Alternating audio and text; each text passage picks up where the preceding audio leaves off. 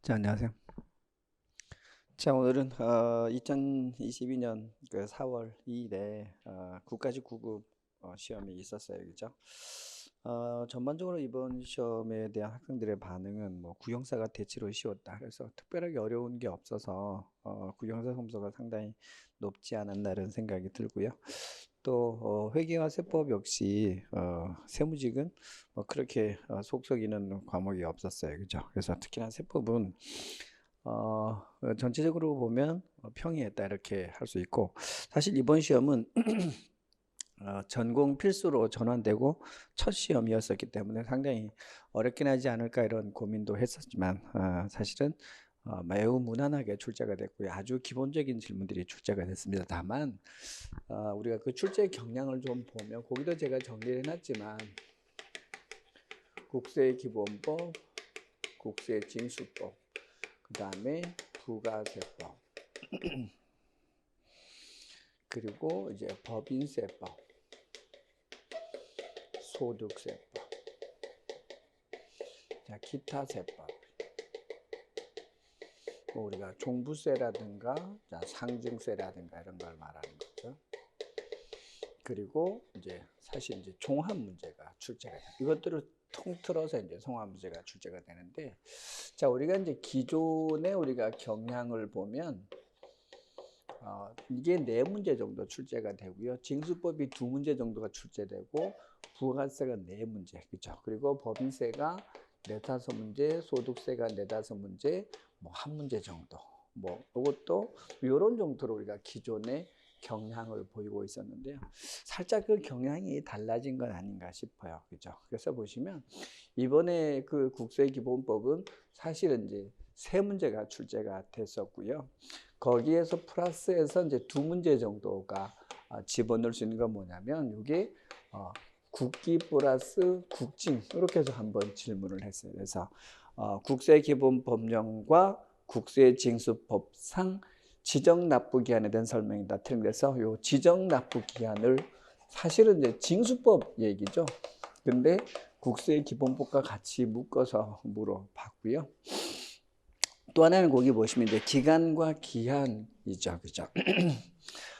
그래서 이번에는 국기법하고 자, 소득세법을 물어서 자, 기간과 기한 이렇게 물어봤어요. 그래서 사실은 이제 국세기본법 얘기는 전체 5문제가 출제가 됐었는데, 자, 이렇게 오리지널 국기법 문제로는 3문제고 묶어서 2개를 더 추가해 드리게 보시면 되겠고, 징수법은 원래 2문제제가 항상 출제가 됐었는데 역시 1문제가 출제가 됐으며, 자, 이렇게 되는 거죠. 여기 보시면 요게 이렇게 해서 사실은 징수법이 2문제가 출제된 게 아닌가 이렇게 볼 수 있도록, 그렇죠? 조금 애매하게 출제했습니다. 그렇죠? 그리고 부가세는 이제 평상시와 마찬가지로 4문제를 출제한 건 똑같습니다. 그렇죠? 4문제를 출제했고요. 거기 우리 계산 문제가 하나가 있어요. 그죠? 그래서 공통 매입세, 공제되는 매입세.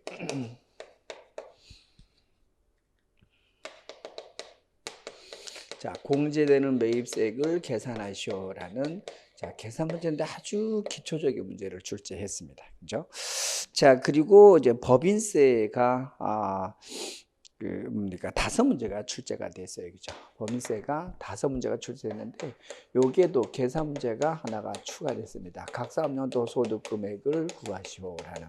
근데 사실은 뭐 계산 문제라고 얘기할 수 없을 정도로 아주 간단한 문제를 출제했습니다. 그죠? 그래서 법인세가 5문제가 출제가 됐고, 그 다음에 소득세가 4문제가 출제가 됐는데, 아까 봤죠? 그죠? 요렇게 묶어서 하나 더 추가했기 때문에 사실은 이제 전체적으로는 5문제, 4문제는 조금 애매하긴 하지만 4문제가 출제가 됐어요. 그리고 여기서 계산 문제가 하나 더 출제가 됐는데, 기타 소득 금액을 계산하시오를 항상 강조했던 문제죠. 그렇죠? 그래서 자, 우리가 이 계산 문제 3개가 출제가 되긴 했지만, 사실 이제 계산 문제를 포기한 친구라면 이 3개를 뺀 나머지를 다 맞추면 85점이 되겠죠.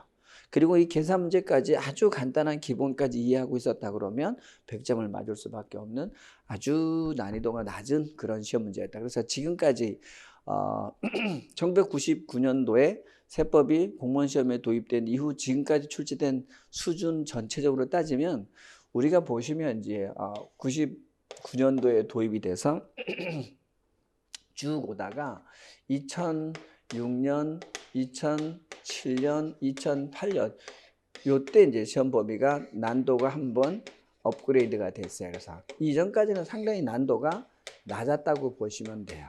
그래서 공부량이 아주 작아도 굽점 맞을 수 있었던 단계여서 2006년, 7년, 8년에 이제 대규모 공채가 있었습니다. 그래서 3년 동안 5,000명을 뽑는 대규모 공채가 이루어질 때 난도가 한 단계 업그레이드가 됐어요. 그리고 그 이후에 다시 2011년에 2012년부터 선택 과목으로 변화하면서 선택 과목으로 세법이 바뀔 때 이때 난도가 한 번 더 뛰었습니다. 그래서 상당히 난도가 올라갔었다 이렇게 보시면 돼요. 그죠? 그래서 처음보다 난도가 한 2배 정도 뛰어 올라서 상당히 난도가 높았었는데 다시 이게 필수 과목으로 지금 전환된 거죠. 그죠?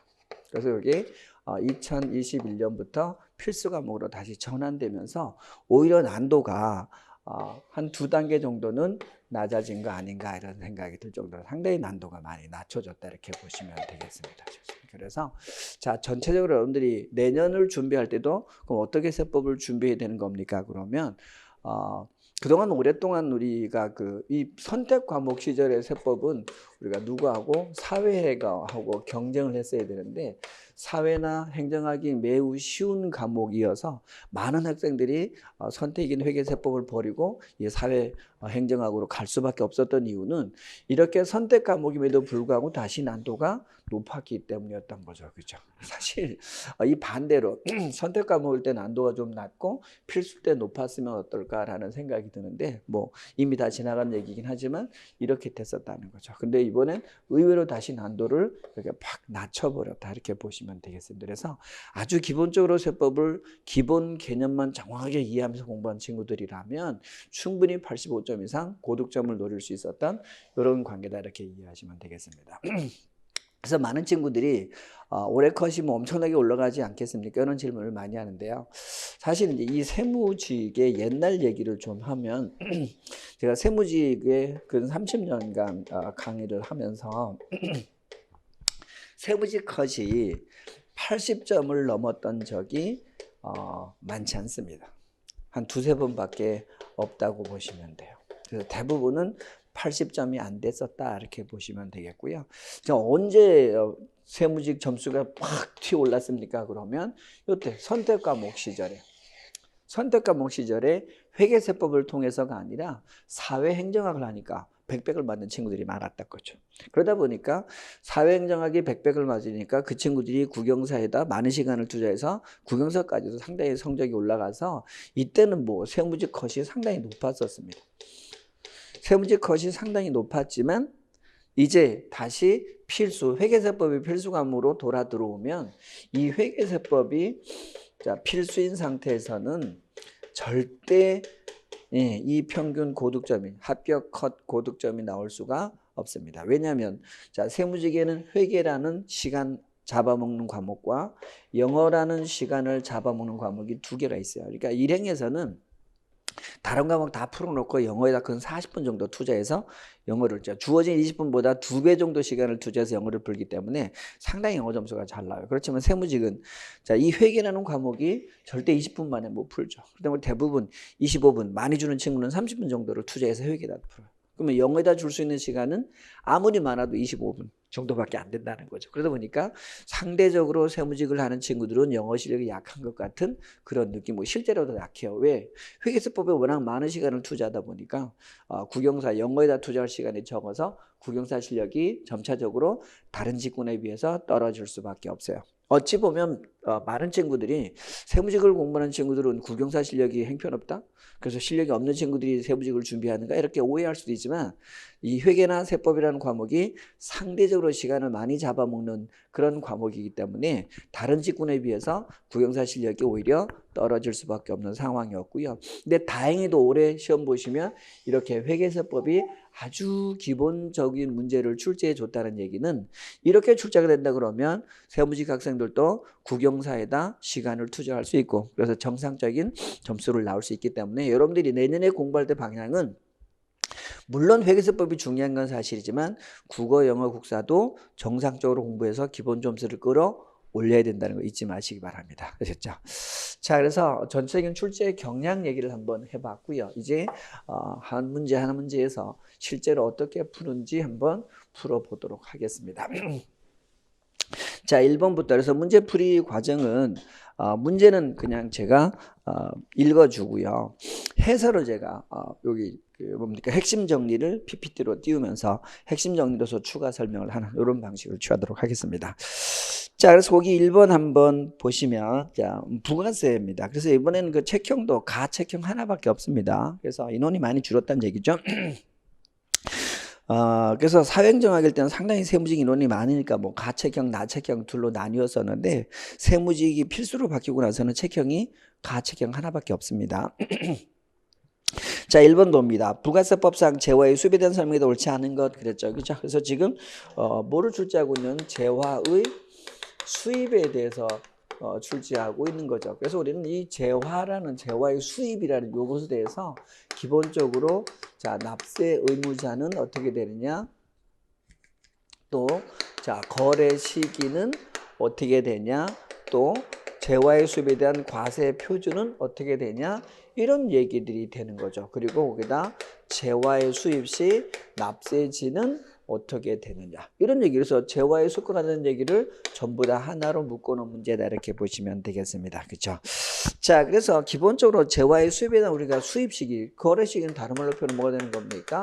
수입 시기가 되는 거죠. 그렇죠? 그래서 자, 우리가 수입 시기를 얘기할 때 재화의 수입 시기는 언제가 되는 겁니까? 그러면 우리 뭡니까? 수입 신고 수리일이 되는 거죠. 그죠? 그래서 수입 신고하는 때 이렇게 표현하는 거죠. 그죠? 수입 신고하는 때 이렇게 표현하는데 그래서 그 수리를 우리가 수입시로 보게 되는 것이고 재화의 수입에 대한 납세 의무자는 누가 되는 겁니까? 그러면 당연히 뻔하죠. 그죠? 뭐가 되는 겁니까? 우리는 자, 용역의 수입에 대해서는 포착이 안 되니까 과세지 않고 뭐에 대해서만 재화를 수입하는 자는 부가세 납세 의무가 있다. 그렇죠. 그렇죠. 재화의 수입자만이 부가세 납세 의무가 있고 이 재화를 수입할 때는 그 재화의 수입자가 자, 사업자냐 사업자가 아니냐를 따질 필요가 없다. 그래서 우리는 뭐라고 표현하는 겁니까? 영리 목적 의무에 불구하고 이렇게 표현하는 거죠. 그렇죠?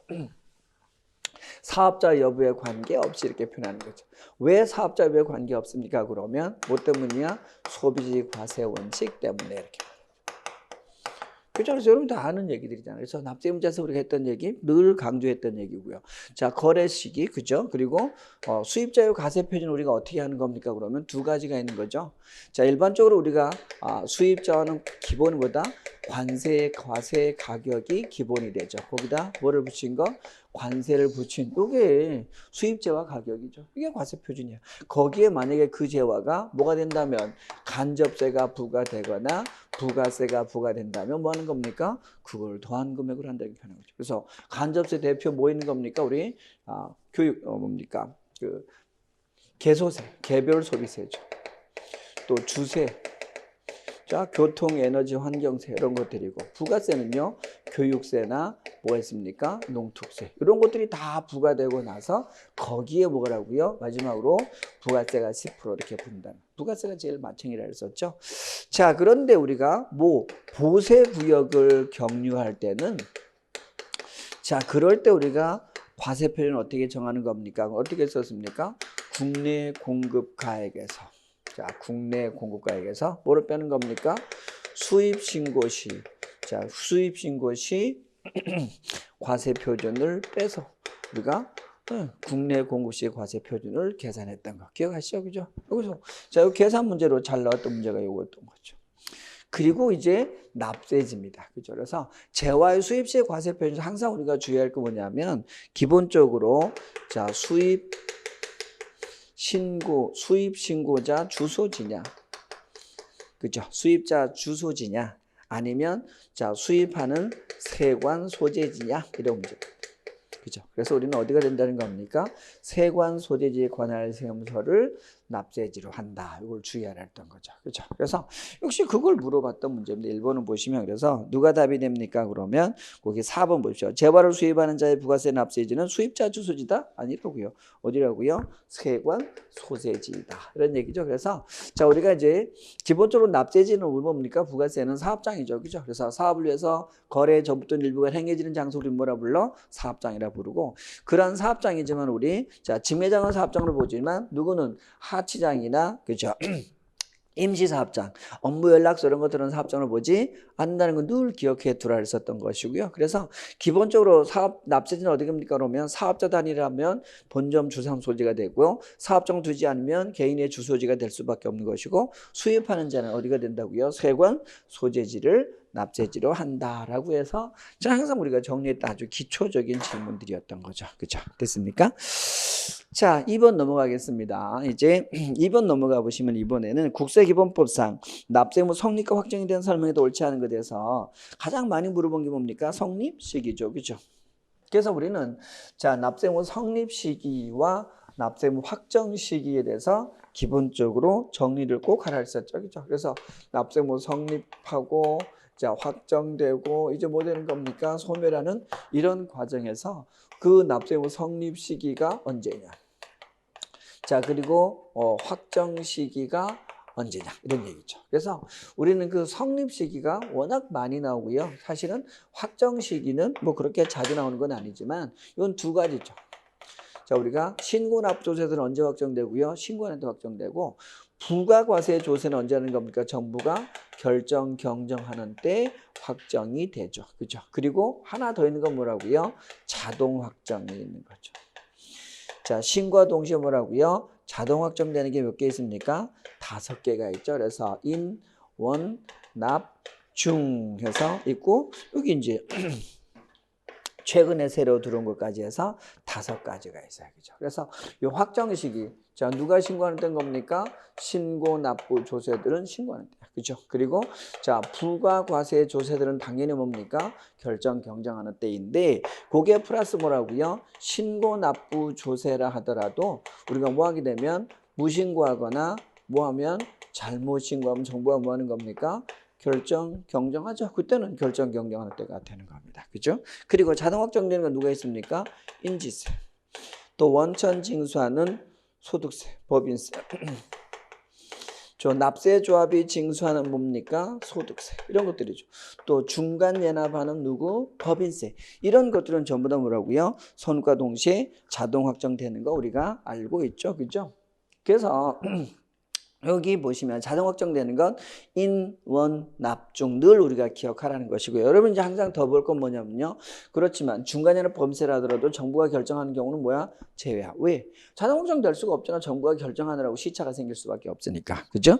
그리고 하나 더 들어온 건 뭐라고요? 이겁니다. 납부지연 가산세. 원천 징수 등 납부지연 가산세 증에서 자, 그 납부 고지서에 따른 납부기한 후에 가산세 하셨습니까?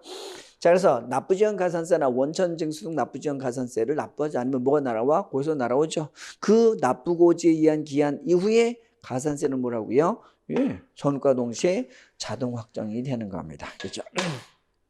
그래서 자, 누구라고요? 납부지연 가산세. 고지서 기한 후 금액을 말합니다. 이런 것들은 뭐라고요? 자동 확정되는 거죠. 그래서 이 확정과 성립은 여러분들이 가장 기초적으로 정리하셔야 되는 것이고, 자, 그 다음에 우리가 성립 시기에서는요, 당연히 우리가 뭐 기간과세하는 조세들이 있죠. 누굽니까? 법소부 같은 거죠. 이런 것들은 뭐라고요? 기간이 종료되는 때가 될 수밖에 없죠. 그죠?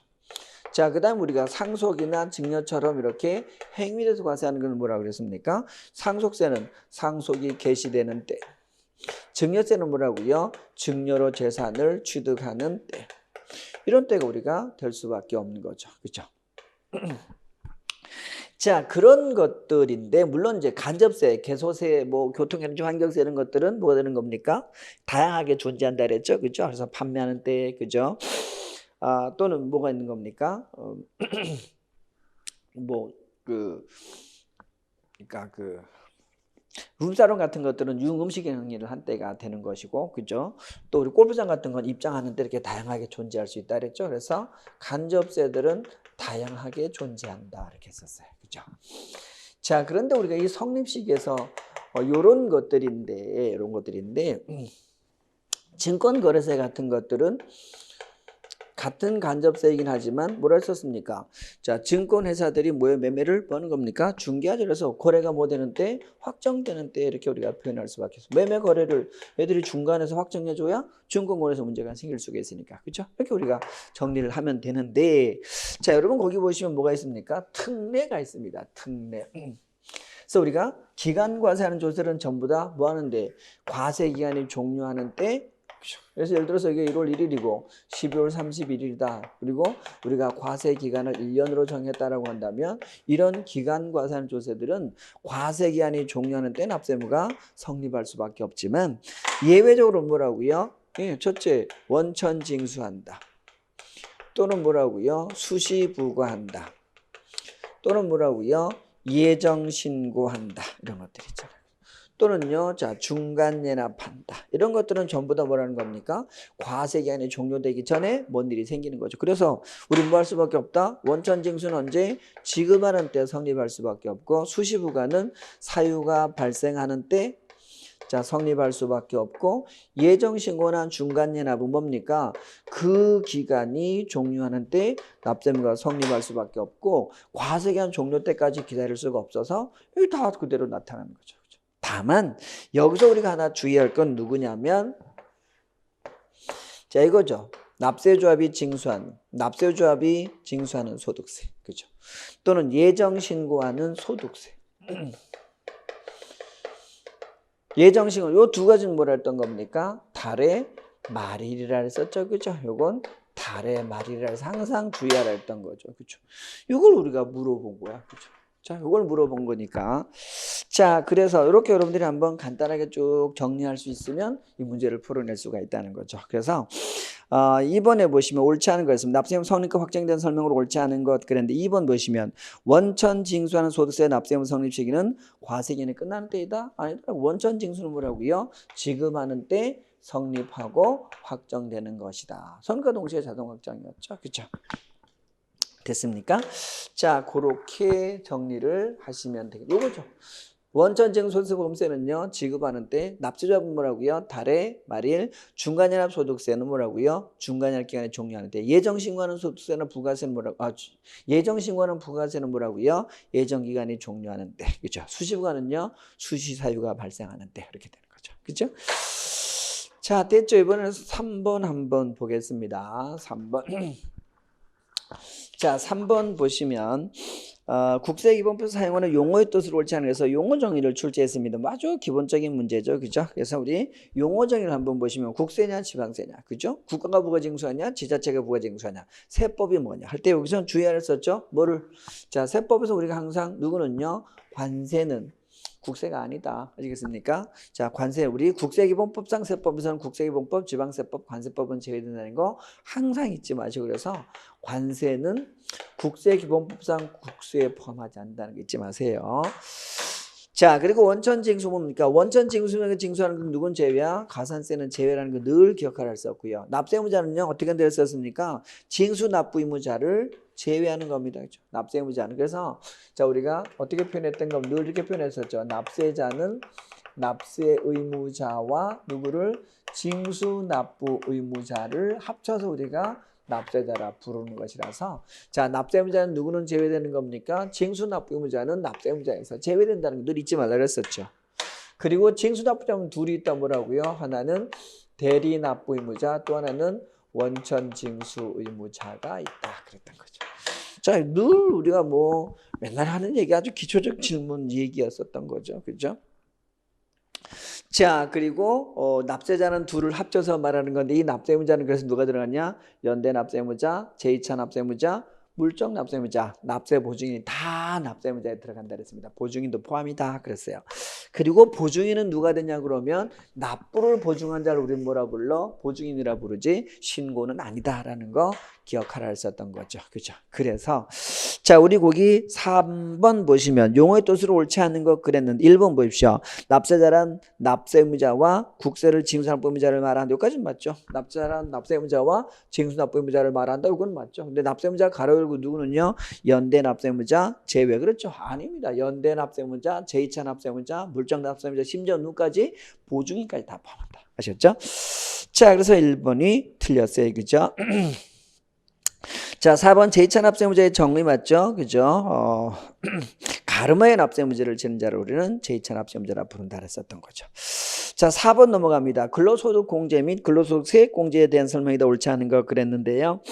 자, 우리 요 문제가 이제 조금 난도가 높은 문제라고 보시면 되겠습니다. 우리가 근로소득 공제나 근로소득 세액 공제인데 사실은 우리가 이제 요 근로소득 공제와 근로소득 세액 공제에서 자, 우리가 근로소득세는 기본적으로 어떻게 구하는 겁니까? 그러면 총급여에서 뭐를 빼서 근로소득 공제를 빼서 뭐가 되는 겁니까? 근로소득 금액이 되는 거죠. 그 근로소득 금액이 나오면 거기다 우리는 그 외 종합소득 금액을 더해서 뭐가 되는 겁니까? 이게 종합소득 금액이 되는 거죠. 자, 이렇게 종합소득 금액이 되면 거기다 우리가 뭐를 빼는 겁니까? 종합소득 공제를 빼는 거죠.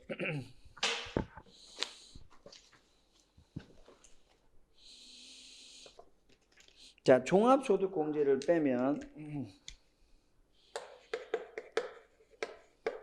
이게 종합소득 과세 표준이 되는 거죠.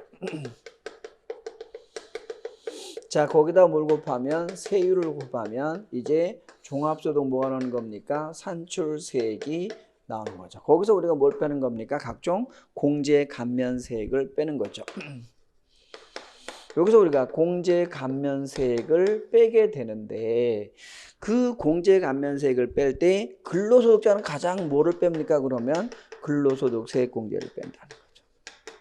물론 이제 나머지 뭐 배당세액 공제라든가 다양한 외국납세액 공제, 재손세액 공제 이런 것들이 있지만 근로소득자한테는 가장 기본은 뭐라고요? 근로소득 세액 공제를 해주는데 얼만큼 해주냐 그러면 산출세액의 55%를 기본으로 하게 되는 겁니다. 자, 그래서 요 산출세액의 55%를 기본으로 하게 되는데 이건 두 가지입니다.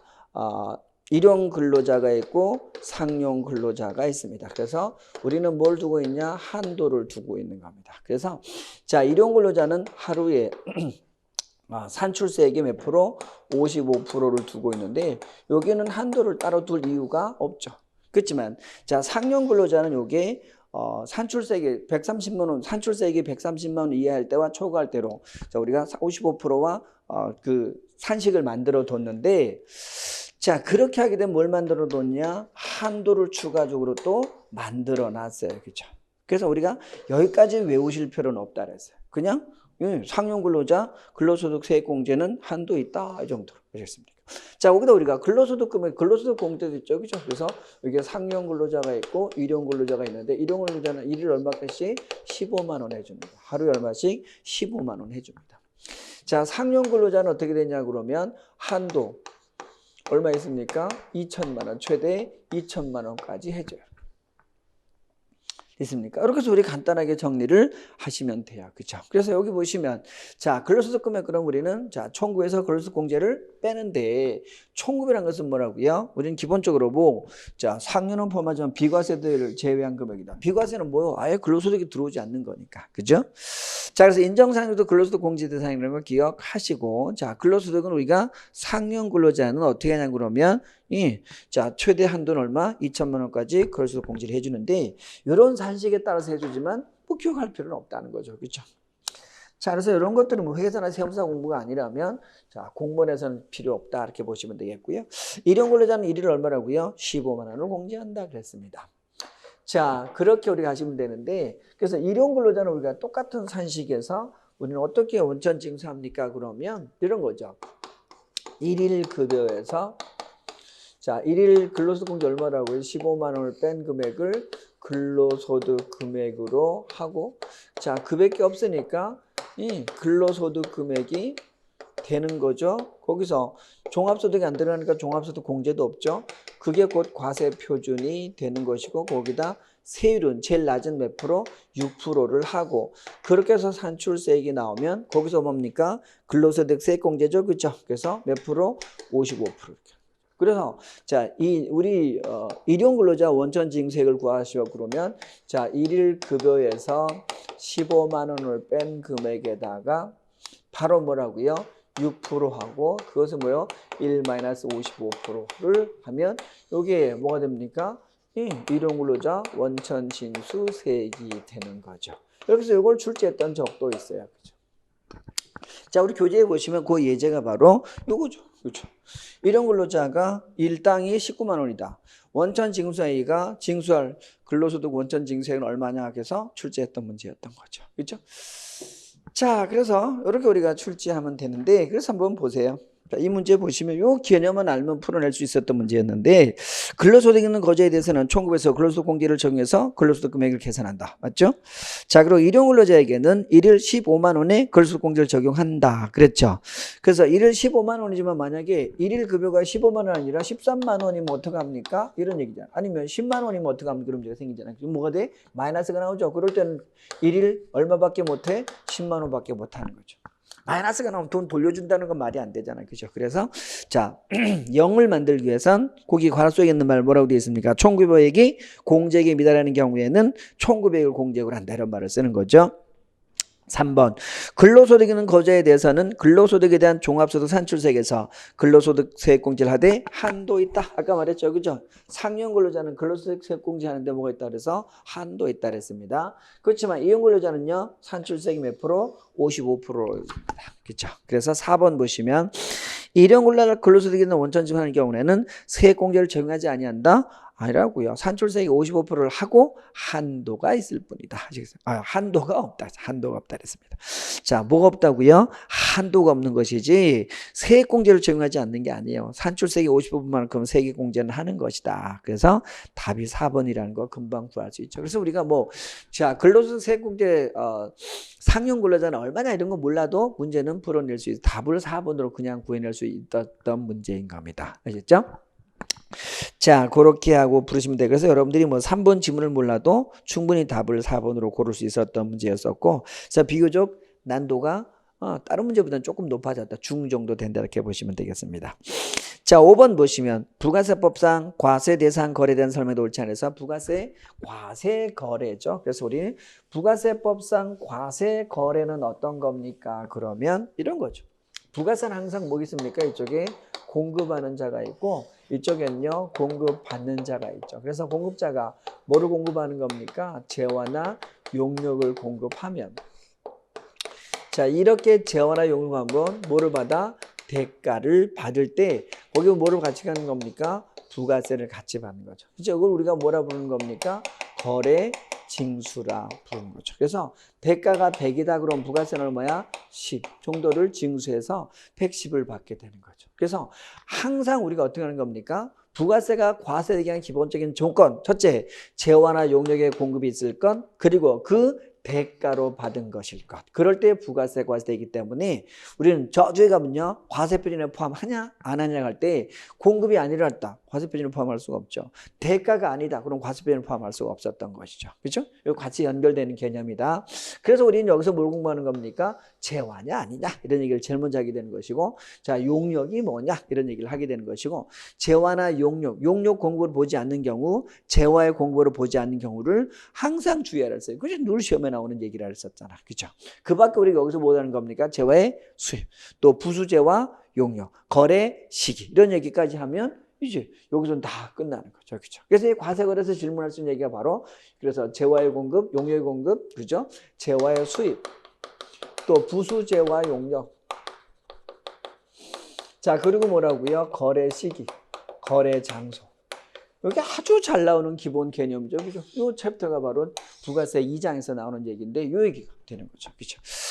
자, 그래서 우리가 보시면 가장 먼저 제가 여기 보면 재화의 공급 얘기를 해놨는데요. 우리 문제부터 풀을까요? 그래서 5번 보시면 옳지 않은 것 그런데 3번 한번 보세요. 수출 신고가 수리된 물품으로서 선적되지 아니한 물품을 보세구에서 반입하는 것은 재화에 수입한다. 그래서 우리 자 이게 뭐냐면 재화냐 아니냐, 용역, 그다음에 뭐랬습니까? 재화의 수입. 이것들을 기본적으로 질문할 수밖에 없다 그랬잖아요. 그죠? 그래서 재화의 수입에 대해서 뭡니까? 그러면 외국 물품을 국내로 뭐 하는 겁니까? 반입하는 것. 이게 바로 뭡니까? 수입이요.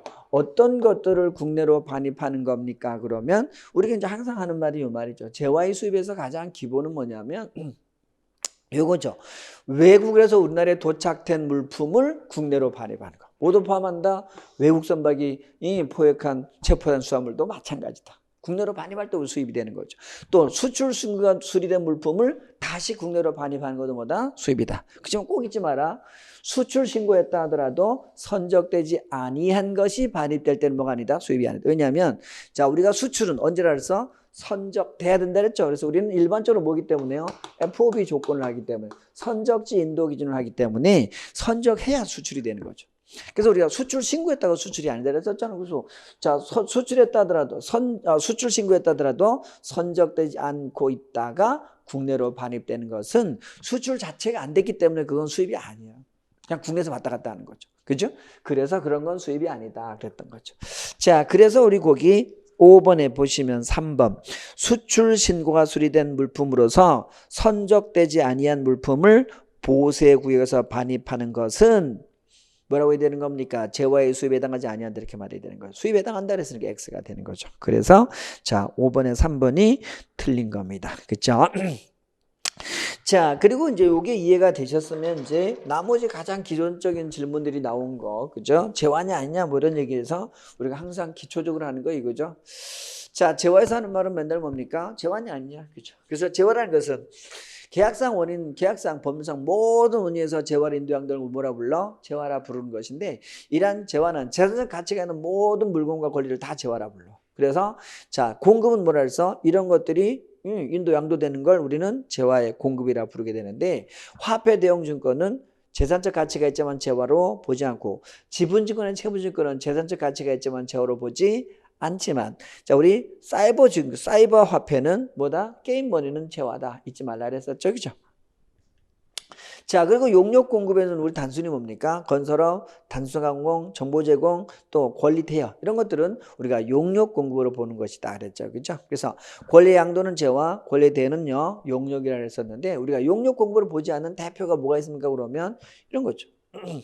자 고용관계에서 근로를 제공하는 것은 용역 공급이 아니다. 용역의 무상 공급은 과세성이 아니면 딱 하나 있다 그랬었죠. 뭐 특수관계에 있는 개인에게 특수관계인에게 사업용 부동산 임대 용역을 무상으로 공급할 때는 예외적으로 과세하는 예외가 있다는 걸 기억하라 했었고요. 그렇죠?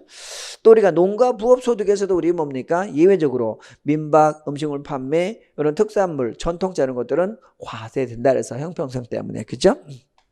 자, 그런 예외 기억하시고 또 용역의 자가 공급은 자 포착이 어려워서 과세하지 않는 게 있다. 현 시행령에는 두 가지가 있다 이렇게 했었죠, 그죠? 자, 거기까지 여러분이 확인해 보시면 되겠습니다. 됐죠? 6번 넘어갑니다. 자, 거주자 양도소득에 대한 설명이다. 옳은 것만을 모두 고른 거 그랬습니다. 그래서 자, 양도소득이 오랜만에 출제가 됐는데 뒷다 쉬운 걸로 출제를 했어요. 그죠? 그래서 사실은 뭘 출제한 겁니까? 양도소득 과세 대상이 아니라 출제한 건데 첫 번째 보시면 기업 뭐라고 되어 있습니까? 건물의 양도 그렇죠? 자, 토지 건물의 양도는 당연히 뭐라고요? 과세 대상이죠. 양도소득세 과세 대상이다. 자, 두 번째는 뭐 되는 겁니까? 부동산 임차권이죠. 우리는 알고 있죠. 지상권, 전세권, 등기된 부동산 임차, 지전 등이죠. 이건 당연히 양도세 과세 대상이 됩니다. 그래서 임차권은 반드시 뭐라 써서 등기된 부동산 임차권만 과세 대상이다. 부동산 임차권은 자 등기되지 아니하면 과세 대상이 안 돼. 왜? 임차권이기 때문에, 채권이기 때문에 반드시 등기된다 그랬었죠. 자, 세 번째 디귿은 뭐였던 겁니까? 지상권이죠. 그래서 요거죠. 지상권. 지상권, 전세권은 양도소득 과세 대상이 된다. 그런 거고요. 그래서 이게 뭡니까? 부동산에 관한 권리 기억하시라 했던 거고요. 그 다음 우리 영어권입니다.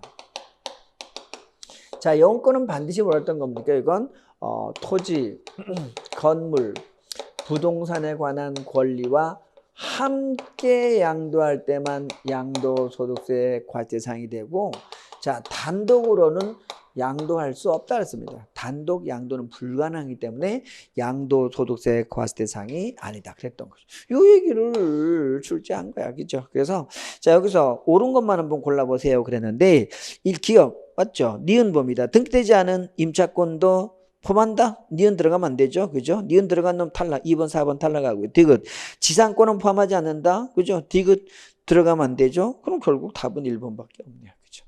그래서 너무 쉬웠던 문제인데요. 자, 왔으니까 그래도 우리 뭐 양도소득세 과세상 한번 보고 가죠. 부동산에 관한 권리. 그래서 부동산에 관한 권리 뭡니까?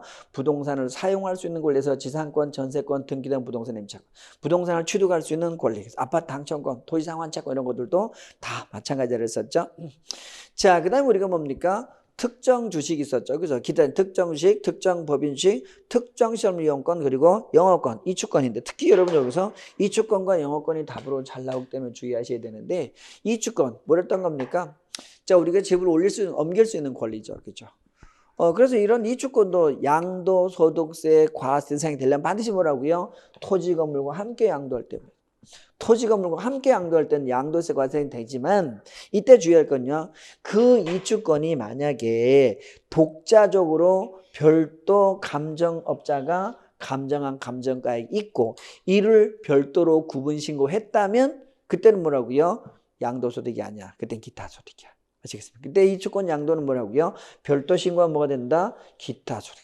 별도 신고하지 않고 그냥 토지 건물과 함께 돈 받았다. 그럼 뭐가 되는 겁니까? 양도소득이 될 수 있다란 말이야. 아시겠죠? 그래서 함께 양도할 때만이다. 별도 양도하면 뭐가 된다고요? 그건 기타소득이다. 구분하세요. 자, 그 다음에 우리가 주식은 항상 뭐겠습니까? 주식은 양도소득세 과세 대상이 되는 건 대주주가 거래하거나 장외 거래하는 것만 과세됩니다. 그래서 대주주가 거래하거나 장외 거래하는 것만, 상장 주식은.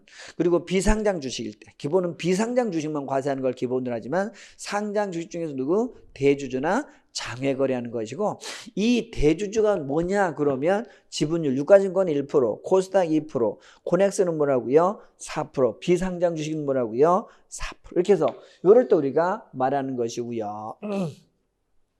자, 시가총액은 이제 전부 다 뭐로 바뀐 겁니까? 이렇게 10억 이상일 때로 하고요. 아주 이거 논란이 많죠. 지금 논란이 아주 많이 있습니다. 그죠? 그래서 22년까지는 10억 이상인데 뭐 이거를 낮추겠다 뭐 이렇게 얘기하는 당선이 돼 있었죠. 그죠?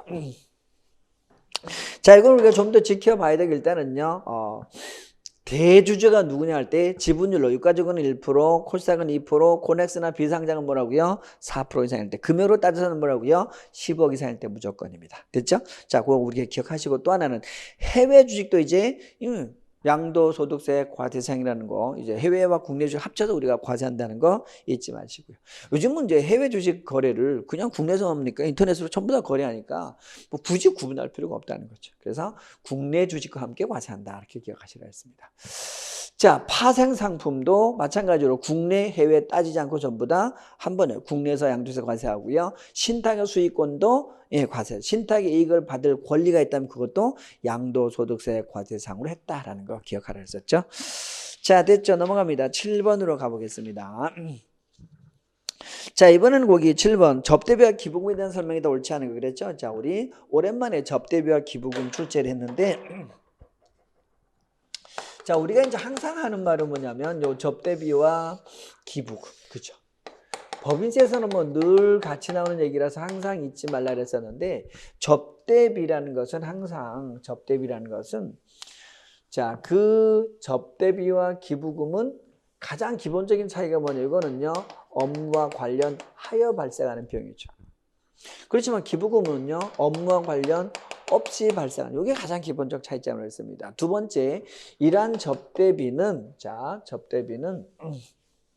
뭐를 기준으로 우리가 한도 계산을 하냐면, 접대비는 뭡니까? 수익금액에다 뭘 곱해서 적용률을 곱해서 우리가 한도 계산을 하죠. 그렇죠? 그렇지만 기부금은요, 자, 소득금액을 기준으로 한다 그랬습니다. 그렇죠? 차가감 소득금액에다 그죠? 법정 기부금 한도 계산해 보면 되는 거죠. 그죠? 그래서 우리 해당 사람들 소득금액에서 2월 결손금 뺀 금액이다 뭐라고요? 50%. 이게 우리 법정인데 그 해당 사람들 소득금액은요. 예, 뭡니까? 소득금액이잖아요. 소득금. 자, 그런데 이러한 접대비는 우리가 만약에 뭐 하게 되면 현물 접대하게 되면 어떻게 합니까? 그러면 이렇게 합니다. 맥스죠. 시가하고 장부가 중에서 뭐 한 거? 큰 거 이렇게 정합니다. 그럼 우리가 기부금은 어떻게 현물 기부하면 어떻게 합니까? 그러면 이거죠. 자, 법정하고 똑같아요. 원칙은 자, 맥스 뭐요? 시가하고 장부가 중에 큰 걸로 하지만 자, 우리가 뭐만큼은 법정 기부금과 지정 기부금입니다. 누구? 특수관계자 아닌 자에 대한 지정 기부금이죠. 요거는 뭘합니까? 요건 그냥 장부가로 해요. 요게 예외입니다. 그래서 단서에 있는 거죠. 다만 법정 기부금과 특수관계자 아닌 자에 대한 지정 기부금은 장부가액으로 한다. 이렇게 되어 있는 거죠. 나머지는 뭐라고요? 기부금과 접대비, 현물 접대 기부 시에는 이렇게 하는 걸 기본으로 하는 거죠. 자, 그래서 이 접대비와 기부금의 기본적 개념 차이를 꼭 이해해 두시고, 자, 그리고 이제 우리가 또 접대비 자주 나오는 얘기가 바로 뭐냐, 이겁니다. 접대비로 볼 거냐 말 거냐 이런 문제죠. 그죠? 그래서 우리 여기 보시면 세 가지는 항상 기억해놨던 거죠. 그죠? 뭐 복리시설.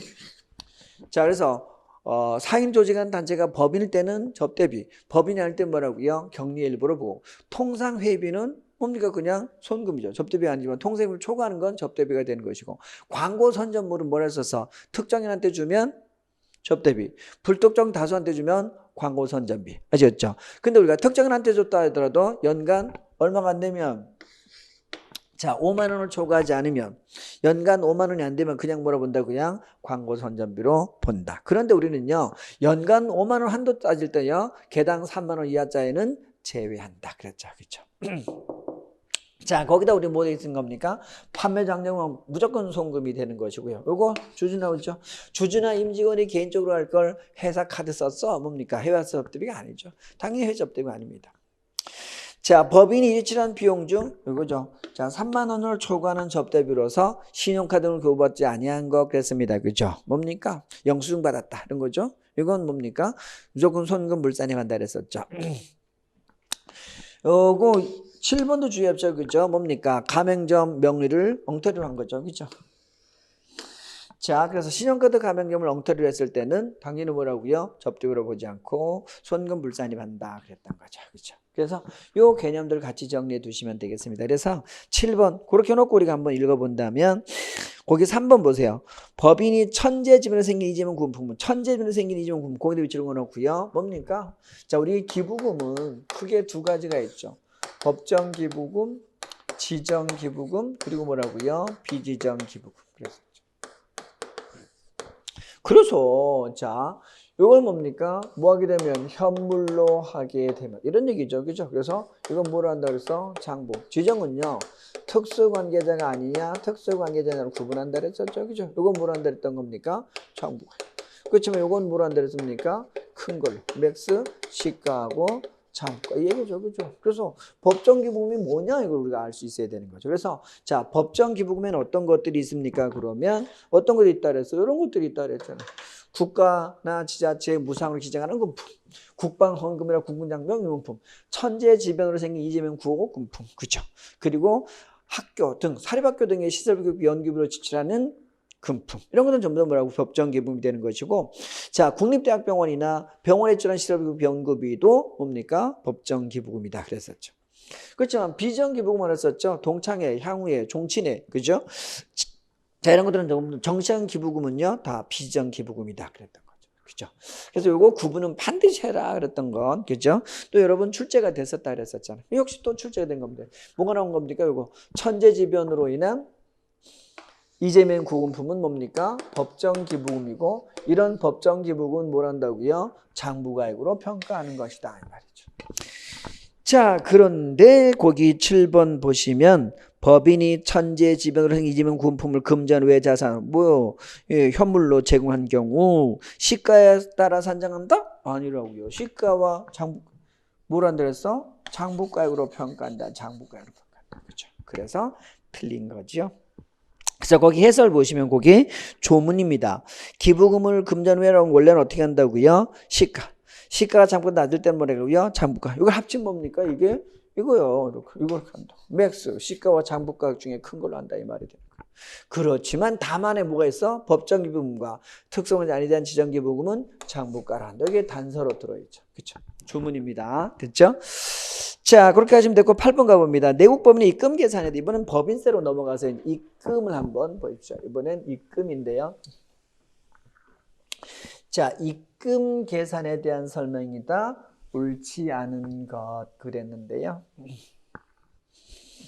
자, 그래서 입금인데 이 문제는 보시면 지금 어떤 거냐면 입금에 대한 설명으로 옳은 거 이렇게 표현했어요. 그죠? 그래서 자, 기역, 니은, 디귿, 리을 4개를 뒀어요. 그렇죠? 그래서 첫 번째 봅니다. 손금에 산입하지 아니한 법인세. 그래서 우리는 뭡니까? 손금 산입된 것이 환입되면 뭐가 됩니까? 그건 입금이죠. 손금 불산입된 것이 환입되면 그건 뭐가 되는 겁니까? 입금 불산입이죠. 이건 뭐 너무나 당연한 기본이잖아요. 그죠? 그래서 손금 불산입된 것이 환입되니까 입금에 산입한다 그러면 기억은 X네. 그죠? 손금에서 산입된 것은 산입되지 않은 뭐 입금 불산입이지 입금이 아니잖아. 그래서 틀린 거. 기억 들어가면 안 되는 거죠. 그래서 1번 들어가면 안 돼. 2번 들어가면 안 돼. 그죠? 자, 니은 봅니다. 자본 감소의 경우로서 감소액의 주식 소각, 주금 반환에 든 금액과 결선 보존 충당 금액을 초과하는 이건 뭡니까? 아까 이런 얘기죠. 자본 감소라는 건 뭡니까? 자본금이 이렇게 줄어드는 거죠. 자, 그래서 우리는 늘 자기 주식 이렇게 했었지만 어떻게 할 수 있는 겁니까? 우리는 죽음의 반환 뭡니까? 현금이죠. 그렇죠.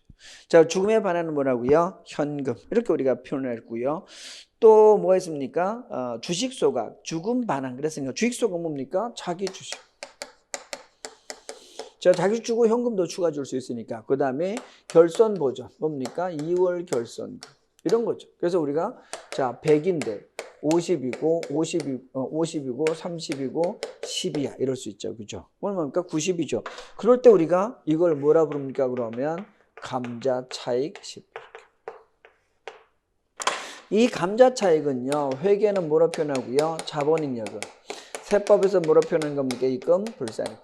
그래서 감자 차익은 입금 불산입이다. 그래서 여러분들 여기다 뭐라고요? 감자 차익은 입금 불산입이다. 여러분들이 읽고 지금 여기 나온 이 지문이 이 감자 차익이라는 걸 이해하시는 게 가장 중요한 지문인 거죠. 그죠? 자, 그래서 여기 조금 어려웠던 겁니다. 니은. 그죠? 자, 디귿 봅니다. 외국 자회사로부터 받은 수익 금액이 포함되어 있는 경우 그 외국 자회사 소득에 대해서 부과된 외국 법인세액 중 그 수입 배당금에 대응하는 것으로서 세액공제 대상이 되는 금액은 자, 이걸 우리가 뭐라 부르는 겁니까? 이렇게 부르죠. 간접 외국 납부세액이라 부르죠. 그죠? 우리가 뭐가 있을 때 외국 자회사가 있을 때 외국 자회사가 낸 법인세액이죠. 자, 이 외국 자회사가 낸 법인세를 누가 낸 걸로 쳐주는 겁니까? 예, 국내 본사가 낸 걸로 쳐주는 거죠. 그죠? 모회사가 낸 걸로 쳐주는 거죠. 그래서 자, 그 외국 자회사 소득금액.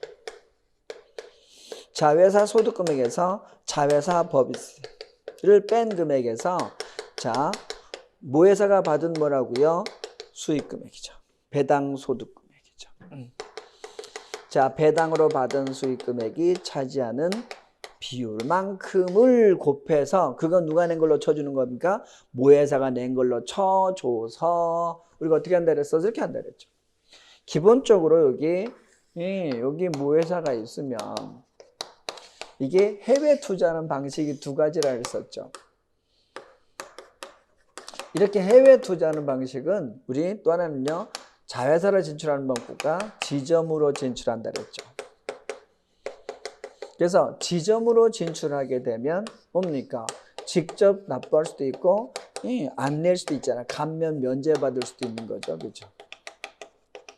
이럴 때는요. 낸 걸로 의제한다 그랬었죠. 그래서 직접 낸 걸 우리가 뭐라 부르고요? 직접 외국 납부세액이라 불러서 외국 납부세액 공제해 주죠. 두 번째는요. 감면받았을 때는 의제 외국 납부세액 공제를 해주는 거죠. 그런데 이렇게 누가 했을 때는요. 자회사가 낸 것도 해주는 거죠. 이건 뭐라 불러? 간접 외국 납부세액이라 부르는 거죠.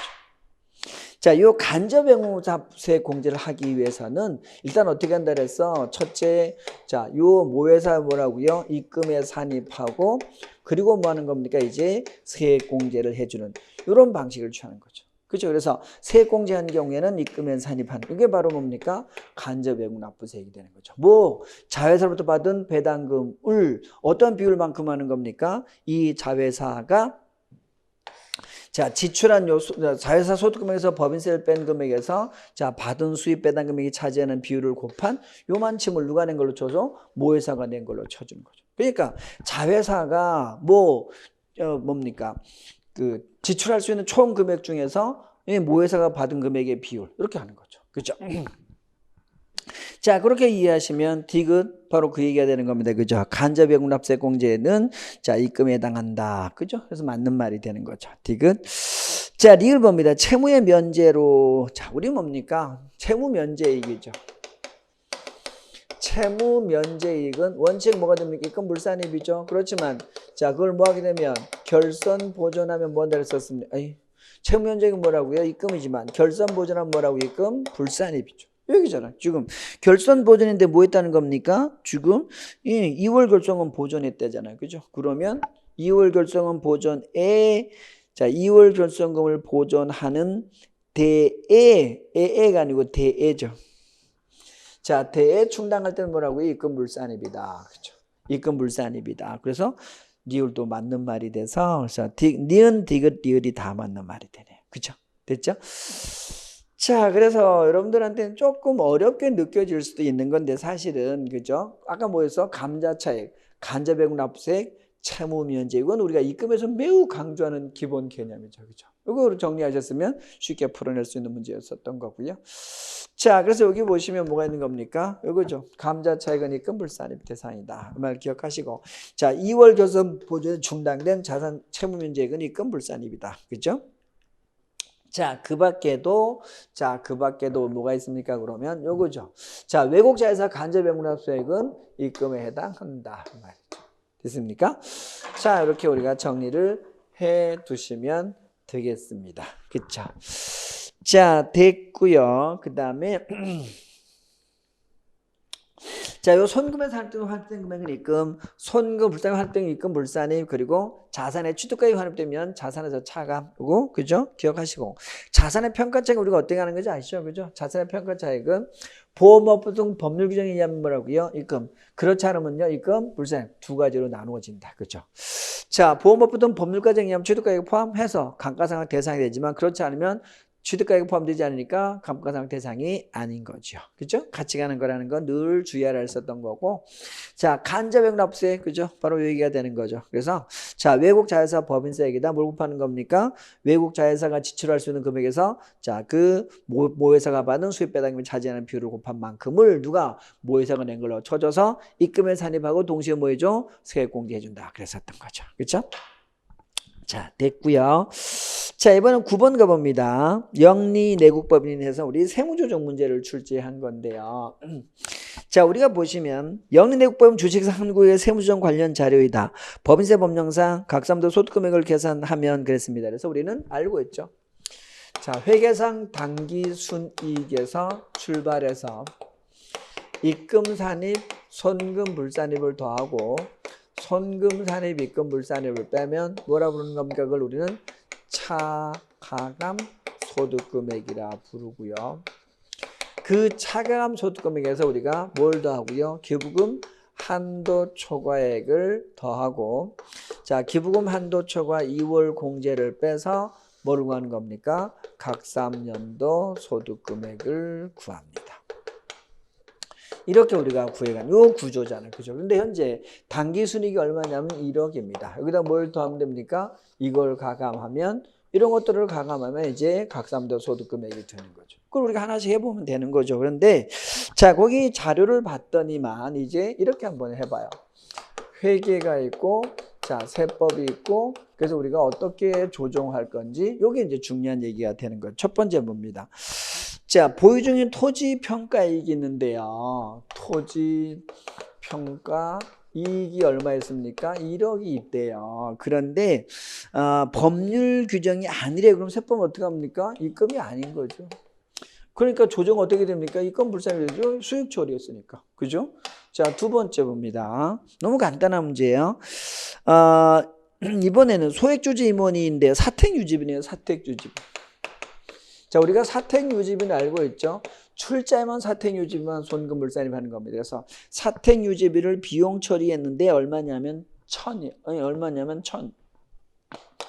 그죠? 근데 세법에서는 어떻게 합니까? 그러면 얘가 누구래요? 소액주주임원이래요. 그래서 소액주주임원, 비출자임원, 사용인. 이건 뭡니까? 손금이죠. 그러니까 조정할 게 없네요. 그죠? 세 번째. 자, 그 다음에 복리후생비죠. 우리 사조합 운영비네요. 자, 우리 사조조합 운영비가 얼마가 있냐면 1,000만 원, 500만 원인가요? 500만 원. 자, 근데 세법에서는요, 역시 우리 사조합 운영비는 송금이죠. 그래서 조정할 게 없네요. 그죠? 자, 그리고 마지막은요, 임원에게 비상근 임원에 대한 보수죠. 비상근 임원에 대한 보수. 자, 비상근 임원에 대한 보수도 뭐는 겁니까? 손금이죠. 뭐가 아니라면 부당행위가 아니라면. 그래서 부당행위가 아니래요. 그죠? 그래서 비용 얼마 잡아놓은 겁니까? 100만 원. 자, 역시 손금이니까 조정할 게 없죠. 그래서 자, 입금 불산입 얼마? 1억. 이거밖에 없네요. 입금 불산입 1억. 이렇게밖에 없네요. 그러니까 이런 거 아무것도 없는 거죠. 그러면 1,000만 원. 1억이 아니라 토지평가액이 죄송합니다. 1억이 아니고 1,000만 원. 1,000만 원. 그래서 여기 뭐라고요? 1,000만 원. 그러면 1억에다 1,000만 원을 빼면 1억에서 1,000만 원을 빼면 얼마가 되는 겁니까? 9,000만 원 이렇게 되는 거죠. 그래서 각사무소득금은 얼마다? 9,000만 원이다. 그래서 답이 있습니까? 예, 1번에 있는 거죠. 그렇죠? 그래서 답이 1번이 됐다. 됐습니까? 그래서 각삼도 소득금액 우리가 구하는 방법 이렇게 하는데 여기서 지금 나온 게 전부 다 뭐냐면 요거 인건비 한번 보시죠. 자, 기본적으로 우리가 각종 보수, 임금, 수당 전부 다 송금인데요. 비상근임에 대한 보수도 송금입니다. 부당행위일 때만 송금불산입하고 노무출자사원 인건비는 송금불산입한다 그랬죠. 또 지배주된 과다 보수 비용 역시 송금불산입한다 그랬죠. 정당한 사유 없이 과다 지급하면 송금불산입한다 그랬습니다. 상여금은요. 임원 상여금 한도 초과만 송금불산입한다 그랬죠. 사용에 대한 상여금 한도 초과는요. 송금이라 했습니다. 퇴직금도 임원 퇴직금 한도 초과만 송금불산입한다 그랬죠. 사용인은 전액 송금한다 그랬습니다. 자, 그런데 여기서 우리는 임원퇴직금 한도는요, 규정이 있으면 규정이에요. 규정 없으면 뭐라고요? 1,900 곱하기 10% 곱하기 근속연수를 곱한 금액을 한도를 하는데, 근속연수는 역에 의하고 연미만은 원료 계산하는데 월미만은 설사 없는 것을 한다 그랬죠. 이때 총급여는요, 이렇게 우리가 잉여금 처분에 상여도 전부 다 더하는 거지만 여기 한번 보십시오. 손금 불산일 때는 인건비. 자, 여기서 잉여금 처분에 상여는 송불산입이죠. 이거 제외됩니다. 자, 그리고 인정상여, 또 소득에 퇴소득에 해당하지 아니하는 소득 이런 것들은 총부에 포함하지 않습니다. 비과세도 마찬가지로 포함하지 않는 거죠. 그렇죠? 자, 그리고 하나 더 가서 우리가 복리후생비도 한번 보시면, 자, 우리가 출자임원에 대한 사택유지비만 손금불산입하는 것이고 비출자 소액주주임원 사용에 대한 사택유지비는 손금산입한다는 거 있지 마시라 그랬습니다. 그죠? 항상 기억하라는 그런 기본 개념들을 출제했고요. 그 밖에 우리 뭡니까?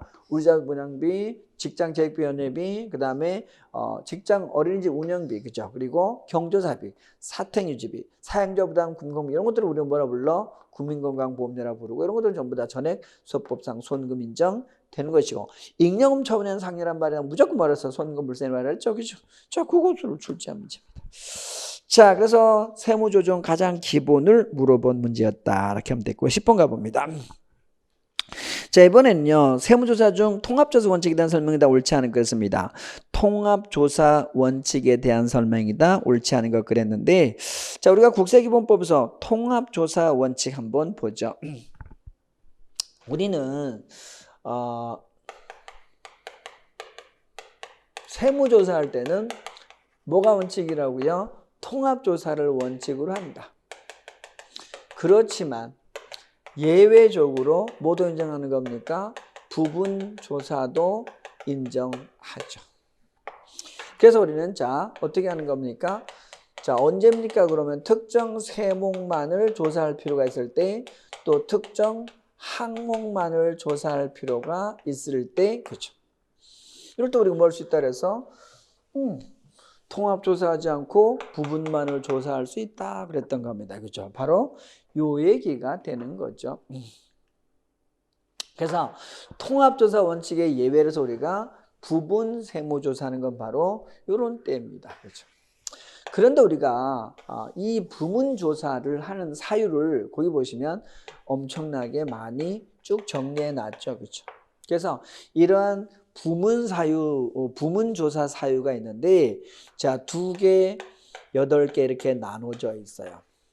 자, 이 2개, 부문조사하니까 부문만 조사했다가 나중에 다시 돌아와서 나머지 또 조사해서 중복 조사할 수 있습니까? 그럼 문제가 생기죠. 그렇죠? 그래서 자, 우리는 요 2회를 초과해서 조사할 수 있는 사유가 있고요. 자, 2회 이하만 조사할 수 있는 사유가 있습니다.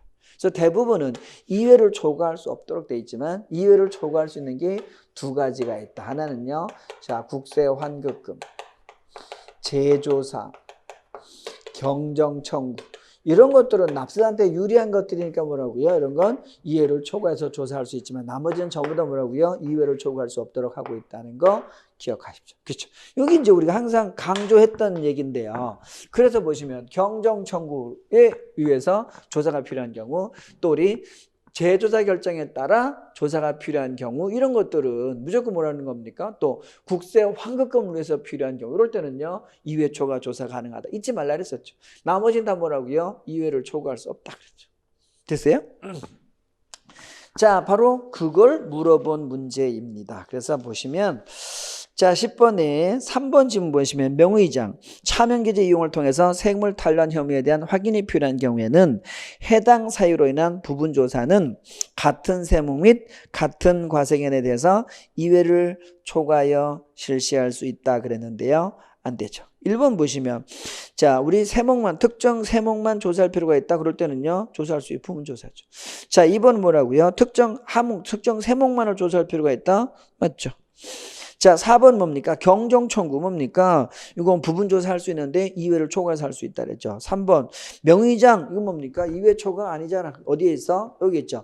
명의위장 등일 때는 2회를 초과해서 조사할 수는 없다. 부분 조사할 수 있지만 그랬죠. 그래서 답이 3번이었던 건데요.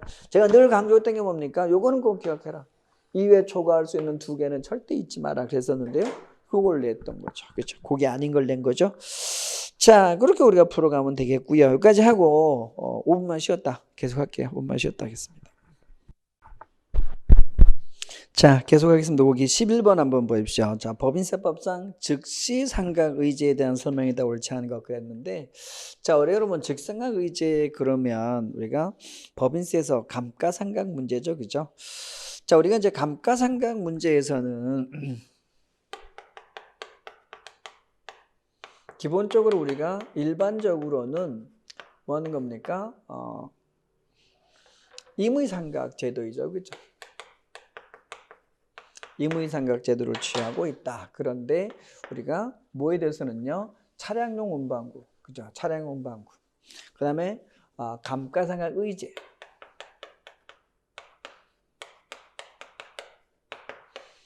차량용 운반구. 차량 운반구죠. 그 다음에 우리는 뭐라고요? 국제회계법인. 그래서 원래는 임의상각인데 국제회계법인은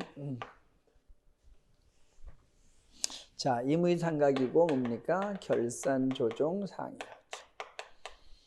근데 국제회계법인은 뭐 할 수 있는 겁니까? 임의상각이지만 뭐 할 수 있도록 신고조정이 가능하도록 했죠. 그렇죠? 그래서 우리는 뭐라 불러? 임의 신고 조정 사항이라 불렀던 거죠. 이렇게 불렀죠. 임의 신고 조정 사항이라 불렀죠. 근데 감가상각 의제나 자, 감가상각 의제 요거 우리 한번 보고 가려고 그러면 감가상각 의제는 강제상각입니다. 강제상각입니다. 그렇죠? 자, 그리고 강제상각이기 때문에 뭘 수밖에 없는 겁니까? 신고 조정 사항이 되는 거죠. 결산 조정 사항이 되는 거죠. 그리고 차량 운반구도 뭐가 되는 겁니까? 강제상각이죠. 그래서 우리는 내용연수 몇 년? 5년. 그리고 뭐라고요? 정액법으로 뭐하도록? 강제상각하도록 하고 있습니다. 차량운반구는. 그죠? 그리고 얘는 뭐가 되는 겁니까? 신고 조정 사항이죠. 그죠? 그래서 요 감가상각 의제와 차량운반구는 강제상각이고 신고조정상으로서 일반 감가상각과는 다르다는 거 기억하시고, 일반적인 감가상각은 의무상각 결산조정사항이지만 국제기준 적용보증은 뭐 할 수 있는 겁니까? 이렇게 신고조정이 가능하다는 거 잊지 마십시오. 그죠? 자, 그 예외적인 거, 감가상각 꼭 기억한 기본적인 얘기 먼저 정리하시고, 그 다음에 우리가 자, 요겁니다. 이제 회사 계산 감가상각비하고, 자, 우리가 뭐를 비교하는 겁니까? 세법상 한도를 우리가 비교해서 뭐 하는 겁니까? 한도 초과냐? 아니면 한도 미달이냐를 우리가 얘기하는 거죠. 자, 그럴 때 여기서 회사 계산 감가상각비는 일단 뭡니까? 손익계산서에 계산된 감가상각비뿐만 아니라 거기다 뭐도 더하는 겁니까? 즉시 상각 의제도 당연히 뭐라고요? 이거 회사 계산 감가상각비 포함하는 거죠. 그렇죠? 또 우리 뭐는 겁니까? 잉여금으로 처리한 잉여금으로 처리했지만 감가상각비에 해당하는 것들, 예. 우리 전기 오류, 예를 들면 전기 오류 수정 손실 같은 것, 이런 것들 뭐라고요? 회사 계산 감가상각비에 당연히 포함하는 것들입니다. 그렇죠? 자, 그래서 여기서 보는 우리 즉시 상각 의제는 회사 계산 감가상각비에 포함하냐 이런 문제. 그래서 직상 의제가 뭡니까? 자, 자본적 지출이나 자산으로 처리할 걸 뭐로 처리한 겁니까? 비용 처리시.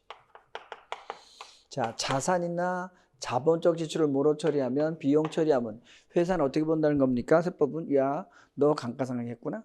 이렇게 본다는 거죠. 그래서 한도 계산에서 한도 초과는 손금불산에 하겠다는 게 되는 거죠. 그래서 직상의제는요, 자, 비용 처리한 걸, 네가 자산 처리해도 우리 뭐로 본다? 무조건 비용 처리한 걸로 보겠다. 자, 자산이나 자본적 지출을 못 처리하면 비용 처리한 거면 100% 비용 인정하는 것이 아니라 뭐로 간주한다고요? 감가상각한 것으로 간주하는 걸 우리 뭐라 불러? 즉시 상각한 것으로 간주하는 직상의제라 부른 거죠. 그래서 자, 여기서 우리가 항상 주의할 냐면 직상의제로 보지 않는 경우와 직상의제로 보는 경우죠. 그래서 자산이나 자본적 지출을 결산상 손금으로 계산한 경우에는 감가상각한 것으로 본다. 이게 직상학 의제인데, 자, 그렇지만 그렇다 하더라도 누구는요? 자, 요건 아니라는 거죠. 아, 자, 뭐 요런 직상학 의제로 보는 건데, 자, 아닌 게 있습니다. 뭐라고요? 소액자산. 자, 건당 취득가액 100만 원 이하인 경우에는 소액자산일 때는 비용 처리도 그냥 인정했다는 얘기죠. 또 5업에 사용하는 어구라든가 단기 사용 자산, 그리고 자, 요 시설기재 기술학그런 폐기 손실이라든가 또 사업의 요 시설 기술관 폐기 손실 같은 거 있죠. 1,000원을 제외한 금액, 이런 것들은 그냥 비용 인정해 준다. 감가상각을 보지 않는다, 이런 말이죠. 자, 그다음 소액 수선비. 그리고 여섯 번째 뭐 있습니까? 주기적 수선비. 2년 미만의 기간 동안 주기적으로 하는 수선은 그냥 비용 인정한다. 또 소액 수선비 두 가지입니다. 자, 600만 원 미만인 경우, 그죠? 자, 수선비 지출액이 600만 원 미만인 경우라든가 또는 뭐라고요? 5% 미만인 경우 두 가지. 자산가액, 직전년도 자산가액 5% 미만인 경우. 자, 둘 중에 하나면 소액수선비로서 자, 직상의제로 보지 않고 그냥 비용 인정한다, 이런 말이 되는 거죠. 그렇죠? 이 개념을 꼭 잡으셔야 되는데, 그래서 그렇다면 뒤집어서 말하면 직상의제로 보는 건 뭡니까? 그러면 뭡니까? 상각자산의 취득세, 또 상각자산 완공됐을 때 건설 자금, 이자, 이런 것들은 직상의제로 보는 겁니다. 또 소액자산 중에서도 고용성장 대량으로 보유하는 자산이라든가 또는요 사업액이 확장해서 보유하는 자산들인 비용 처리하면 그냥 감가상각으로 봅니다. 또 뭡니까? 요거 손상차손으로 처리한 금액, 손상차손, 이것들은 즉시상각한 것으로 보는 겁니다. 손상차손은. 자, 그래서 그걸 우리가 구분하는 문제인데요, 옳지 않은 것 그랬습니다. 그래서 1번 보시면 자, 600만 원 미만의 수선비는 자본 지출에 포함하지 아니한다. 쭉 뭡니까? 비용 인정한다, 이런 말이죠. 자, 이번 자본적 지출이란 뭡니까? 내용 요소를 연장시키거나 가치를 증가시키는 거 우리가 자본적 지출이라 부르죠? 맞는 말이네요. 3번. 재해를 입은 자산은 외장의 복구, 도장, 유리 삽입은 뭐가 아니다. 자본적 지출이 아니라 뭐다? 수익적 지출이다. 이런 얘기죠. 내용 연장, 가치 증대를 가져오는 걸 자본적 지출을, 현상 유지를 위한 지출을 우리 뭐라 불러? 수익적 지출이라 부르게 되는데, 자, 수익적 지출은 파손된 유리의 대체 이런 것들이죠. 그죠? 그래서 수익적 지출과 자본적 지출을 구분하는 이게 출제가 된 거죠.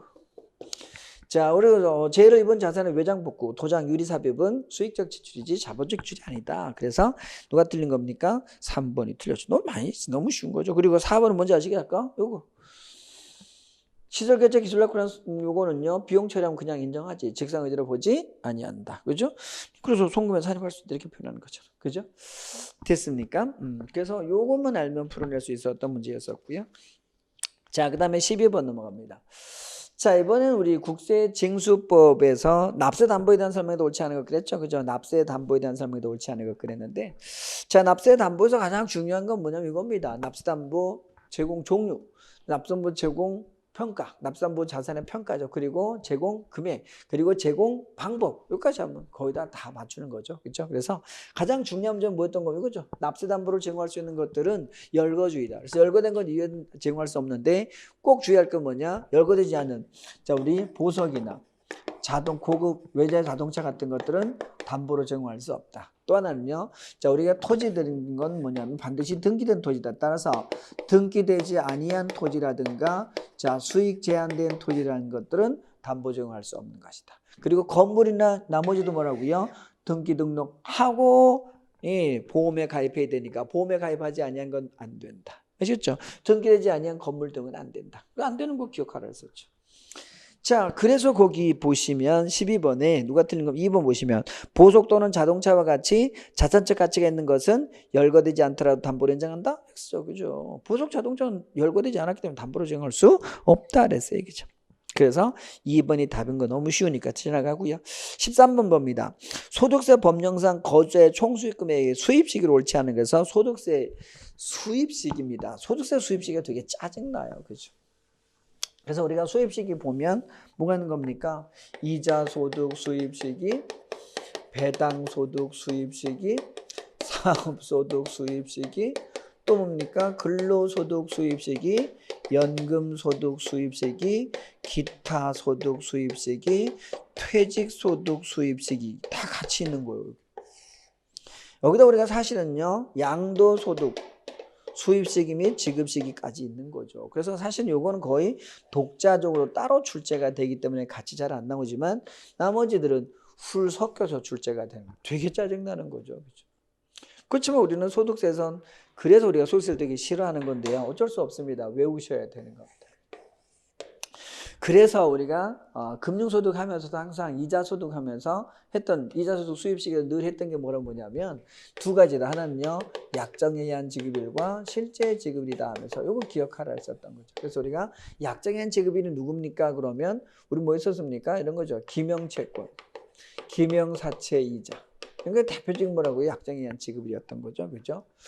자, 기명이니까 무기명은 실제 지급이라 했었습니다. 그죠? 그리고 이거 뭐라고요? 우리 또 뭐 있었던 겁니까? 직장 공개 초과하는 거. 이런 것들은 또 약정에 의한 지급이었었고요. 또 비영업 대금의 이런 것들은 뭐라고요? 약정에 의한 지급이었던 거죠. 그죠? 또 환매 조건부 매매 차익. 이건 대표적인 뭐였다? 약정에 의한 지급이었었고 실제 지급의 가장 기본은 뭐라고요? 무기명 사채. 그죠? 그리고 뭐였는 겁니까? 우리 일반적인 뭡니까? 금융보험회사들의 이자 같은 것들이 있죠. 그죠? 그래서 우리 보시면 요거 보통예금, 정기예금 이런 것들이 있잖아요. 그죠? 그래서 예금 이자들 있잖아요. 그래서 일반 금융보험업의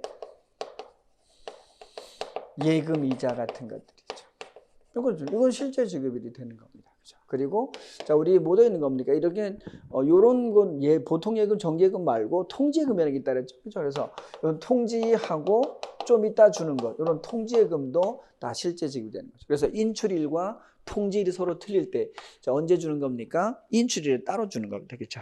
그래서 이런 내용을 통지금이라고 부르고, 자, 이런 것도 실제 지급이 될 수밖에 없다 그랬습니다. 그렇죠?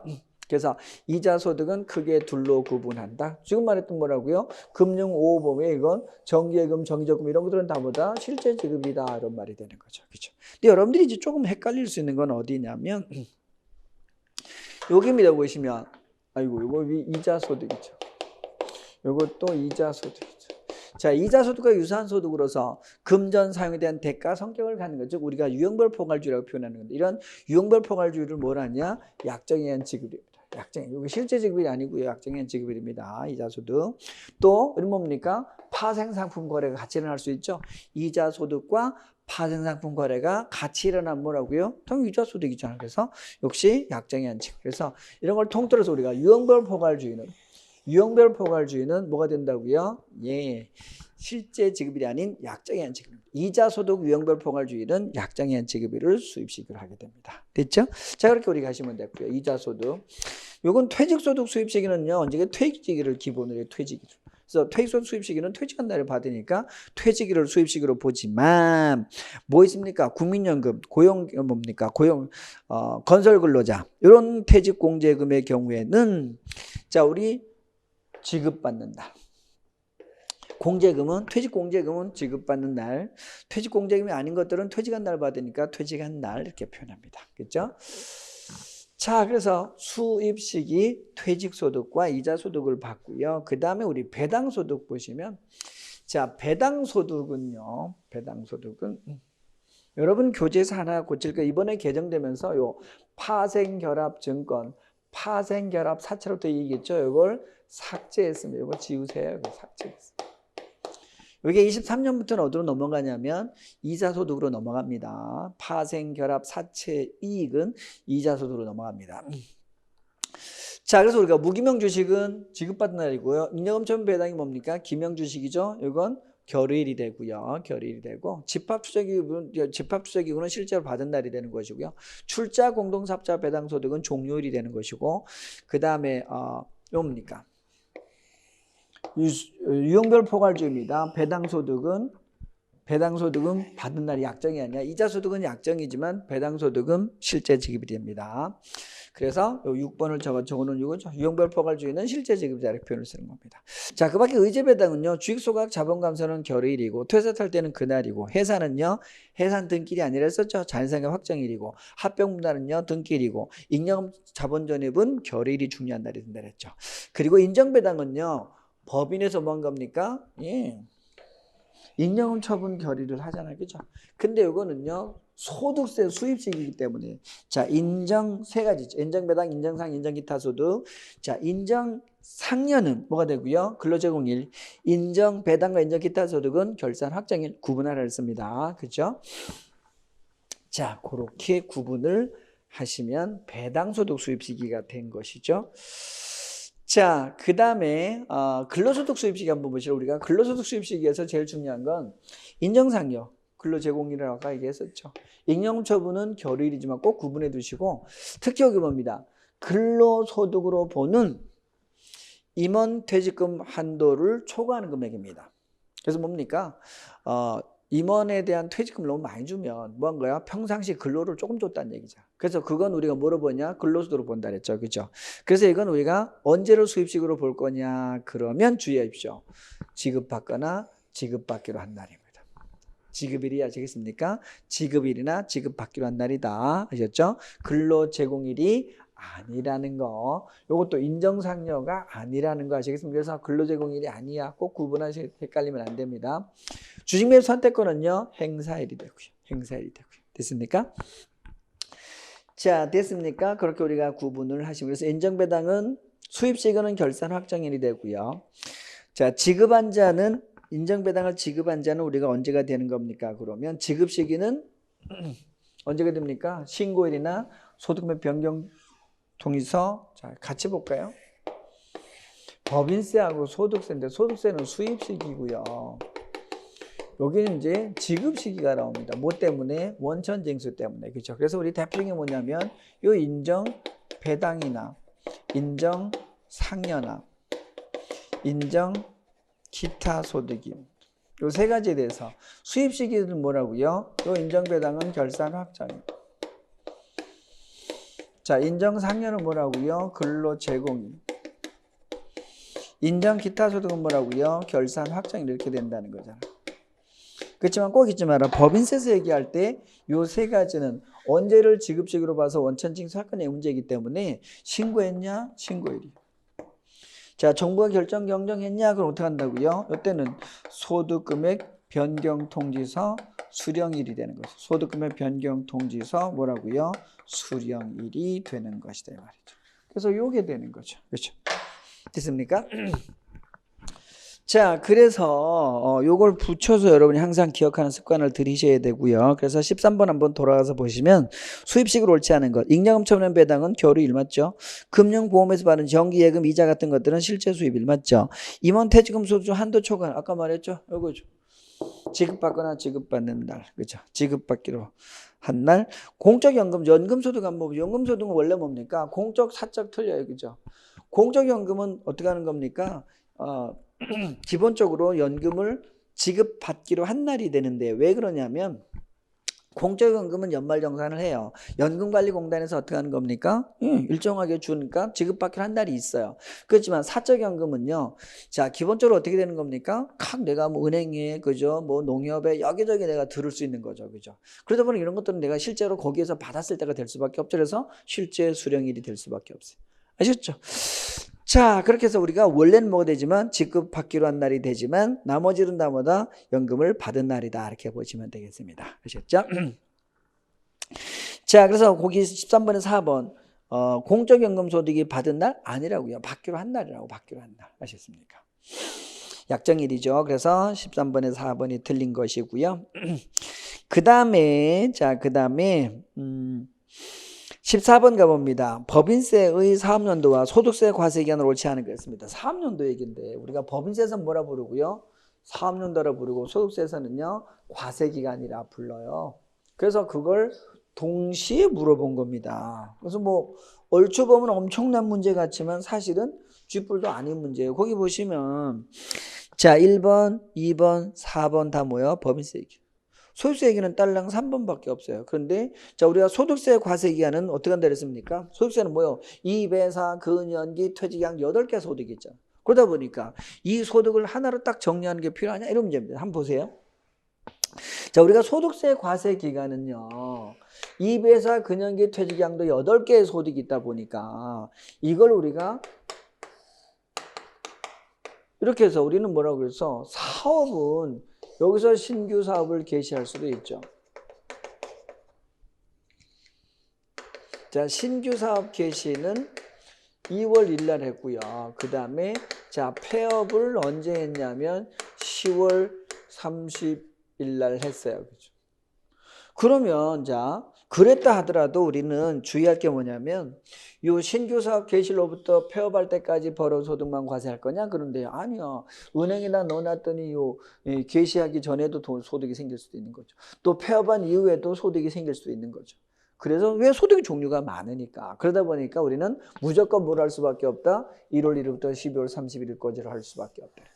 신규 사업자나 폐업자를 하더라도 소득세는 무조건 뭐라고요? 과세기한을 1월 1일부터 12월 31일까지라고. 예외는 딱 2가지밖에 없다. 사망과 출국 2가지밖에. 그래서 사망과 출국 시에는 사망일 출국일까지를 하게 되고 신고는 사망은 6월. 아셨죠? 출국은 출국 전날까지 신고하는 기한이야. 원래는 익년 5월 달에 하지만 그죠? 신규 사업자 폐업자는요. 원칙하고 똑같아요. 아셨죠? 자, 그 외관법 대상법에는 한 달 더 연장되는 거, 그리고 또 성실신고 대상자도 한 달 연장되는 거 우리가 알고 있죠, 그죠? 자, 그렇게 우리가 정리하시면 됐고요. 그 다음에 그래서 답이 3번이 된 것이고요. 자, 법인세법상 과세기간은 여러분들이 일반적으로는요, 어떻게 되는 겁니까? 정관에 정하는 기간으로 하죠. 1년만 초과하지 않으면 돼. 그리고 두 번째는요. 시가 신고하면 되죠. 1년만 초과하지 않으면 돼. 그죠? 그래서 내국법인은 신고하면 되고요. 외국법인은 국내 사업장 설치 신고할 때 하면 돼요. 국내 사업장 없는 법인은 최초로 발생한 날로부터 1월 이내에 신고하면 돼요. 한 달입니다. 근데 이런 신고도 안 하면 어떡할 수밖에 없냐? 1월부터 12월 30일 될 수밖에 없어요. 근데 신고하면서 1년을 초과하면 어떡하냐? 그때는 1년과 초과를 각각 하나의 기간으로 본다 그랬죠. 자, 이 기본적 질문에다 우리 3년도 변경할 수 있죠. 언제까지 하게 됩니까? 직전 3년도 종료로부터 3월 1일이죠. 직전 3년 종료로부터 3월 이내에 변경 신고할 수 있다 그랬었습니다. 근데 만약에 자, 직전 종료 이전에 제출해도 상관없다 그랬고요. 만약에 기한이 지나서 하면 어떡하냐? 신고를 속하는 3년도는 변경 안 된다. 그 이후 3년도부터 변경된다는 거 잊지 말라 했었죠. 그리고 변경 신고 시 종전 개시일로부터 새로운 3도 개시일 전일까지를 또 하나의 짜투리도 또 하나의 3년도로 보는데 그게 한 달이 안 되면 어떻게 한다 그랬어요? 변경 후 아셨죠? 변경된 3년도에다 포함한다 그랬습니다. 자, 신설법인은 최초 3년도가 지날 때까지는 변경할 수 없고 그렇지만 관계의 법령이 바뀌면 어쩔 수 없이 전부 다 변경이 된다 그랬어요. 그죠? 신설법인의 최초 3년 원래 설립 등기를 붙었는데요. 설립 개시일 전에 손익이 발생하면 손익 발생이 또 포함하는데 조건은 포탈을 우리가 없애야 됩니다. 그죠? 또 1년을 초과하지 않아야 되는 건데요. 외국 법인은 국내 사업장이 있으면 사업장을 가지게 된 날을 개시일로 보는 거죠. 국내 사업 없으면 신고일을 최초로 발생한 날로 봅니다. 발생한 날로 봅니다. 개시일을. 자, 근데 법인하는 사단재단 기타 단체는 뭐라고요? 출연하면 출연일, 그죠? 인허가 받으면 인허가일이 되는 거죠. 그죠? 자, 그런데 여기까지 우리가 사업연도에서 여러분들이 정리해 두시면 되겠는데, 자, 그걸 가지고 답은 14번에 구할 수 있죠. 그죠? 3번. 소득세 과세 기한은, 자, 개시일로부터 12월 30일까지 폐업자는 폐업일까지란다. X죠. 그죠? 신규사업자 폐업자도 1월 1일부터 12월 31일이다. 잊지 말라 그랬었죠. 자, 15번 넘어가겠습니다. 지정 납부 기한 문제입니다. 그죠? 그래서 우리가 사실 이게 징수법 문제라고 보시면 되는데, 기한이니까 사실 국세기본법이 나오긴 했지만 기본은 뭐라고요? 징수법인데 왜 기본법이 나왔냐면 요 국세기본법에 납부지연 가산세, 두 번째 원천징수 등 납부지연 가산세, 요 두 가지는 국기법에 있죠. 그래서 여기 국기법 규정이 들어온 겁니다. 그죠? 그래서 그래서 우리는 이 기본적으로 납부고지서를 발급해야 돼. 그래서 우리는 어떻게 하냐면 납부고지하고 독촉하고 그다음에 뭐 들어가는 겁니까? 이제 강제징수에 들어가는 거죠. 요 강제징수는요, 압류, 매각, 청산 이런 단계를 받는 게 강제징수 절차죠. 그래서 자, 여기 옛날에는 납세고지, 납부고지 합쳐서 납부고지가 됐고요. 독촉과 채무 합쳐서 뭐가 됐어요? 독촉이 됐어요. 그래서 납부고지 하도록 하는 겁니다. 그렇죠? 그래서 요 납부지연 가산세나 원천징수 등 납부지연 가산세도 당연히 뭐 하는 겁니까? 스스로 납부하지 않으면 납부고지 하죠. 그래서 요 납부고지의 지정 납부 기한이 지나면 그 후에 발생하는 가산세 있죠. 요거는 납부고지를 생략 가능하죠. 바로 요겁니다. 그죠? 그래서 거기 보시면 납부고지서를 납부지연 가산세 중 지정 납부기한 후에 가산세를 징수하는 경우에는 납부고지서를 발급하지 아니할 수 있다. 요게 이제 매우 중요합니다. 그래서 우리가 그리면 뭐겠습니까? 이게 법정 납부기한이죠. 납부 안 했어. 법정 신고 납부기한이죠. 그럼 뭐 하는 겁니까? 이제 납부고지하죠. 뭐를 정해서? 기한을 정해서. 자, 그래서 우리가 실제로 뭐라고요? 여기서 납부했다라고 한다면 여기까지 뭐가 생긴다 그래서 납부지연 가산세가 생긴다 그랬죠. 그래서 여기에 납부지연 가산세를 요만큼 물린다 그랬어요. 자, 그런데 고지서부터 어디까지? 여기까지는 뭐라고요? 빼고. 요 부분과 응징에서 뭐가 물려져? 납부지연 가산세가 물려지는 거죠. 그렇죠? 그래서 얼마만큼 물립니까? 그러면 미납세액의 몇 프로? 요 3% 플러스 미납세액의 1일 이자율 곱하기 뭐라고요? 일수만큼 여기 납부지연 가산세가 부과되는데 어느 부분? 요 기한이 지난 이후 요 부분 있죠. 여기는 따로 고지 안 해도 된다는 고지를 생략할 수 있다는 얘기죠. 자, 여기에 고지 생략 가능 이 말입니다. 아시겠죠? 자, 바로 그 얘기를 하고 있고요. 두 번째, 국세를 지정 납부기 한에서 완납을 아니했다 하더라도 독촉장을 발급하지 아니할 수 있다. 자, 뭡니까? 이거죠. 우리가 기본적으로 물적 납세 의무자 같은 경우에는요, 이겁니다. 자, 독촉장 발급 생략 사유죠, 그죠? 자, 독촉장 생략을 발급을 생략할 수 있는 경우가 있는데, 자, 첫째 뭐라고요? 납부기한 전 징수, 그죠? 자, 두 번째 뭐라고요? 체납부세가 10,000원 미만일 때. 세 번째는요, 물정납세. 이 세 가지는 독촉장 발급 생략 사유죠, 그죠? 독촉장 발급 생략 사유이다. 이번 질문 항상 주의하시라 했었죠, 그죠? 기본적 질문이고요. 자, 그다음에 송달 지연으로 인한, 그죠? 우리 뭐가 있습니까? 송달 지연이죠. 송달 지연으로 인한 납부기한 연장인데요. 만약에 자, 두 가지겠죠. 일반적인 경우와 또 하나는 뭐가 있는 겁니까? 납부기한 전 징수 두 가지가 있는데, 일반적으로 만약에 도달했는데 기한이 14일 이내가 남으면 뭡니까? 자, 또 14일 이내 기한이 도래하거나 그럼 어떻게 하는 겁니까? 14일이 지난 날을 기한으로 한다 그랬죠. 그렇죠? 최소한 거기서 도달하고 얼마 있어야 돼? 14일이 있어야 된다 했잖아요. 14일이 지난 날을 기한으로 한다 그랬죠. 그래서 바로 그 얘기입니다. 3번 지난 경우에는 14일이 지난 날을 지정 납부기한으로 한다. 그렇죠? 4번 소멸시효죠. 자, 중단과 정지입니다. 소멸시효 중단과 정지에서는 우리가 뭘 했었습니까? 자, 요걸 기억하라 했었죠. 중단과 정지 사유. 자, 중단 사유, 고지, 독촉, 교부 청구, 압류 이런 것들은요, 중단 사유가 되는 것이고, 정지는 분납, 연부연납, 그죠? 그 다음에 요 압류 매각의 유예.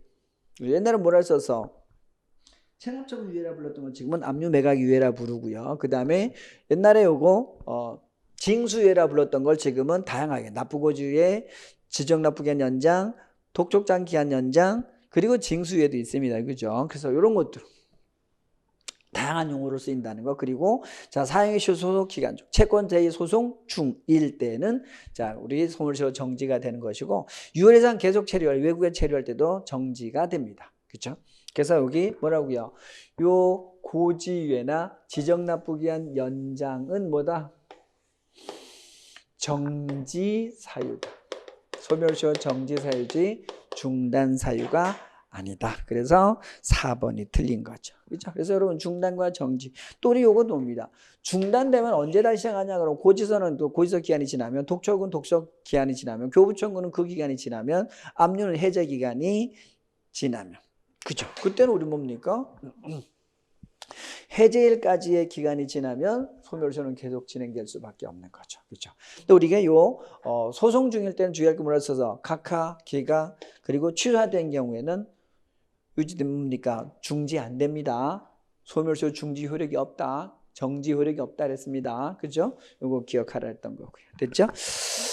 자, 됐습니다. 우리 16번 한번 넘어가 보겠습니다. 이번에는 자, 대손금에 대한 설명도 옳지 않은 거. 그래서 자, 대손금인데요. 자, 우리가 대손금에서는 항상 기억할 게 뭐라 했었어? 대손. 자, 우리가 대손 요건을 기억하라 했었죠. 반드시 뭐라고요? 법정 대손 사유를 충족해야 되고,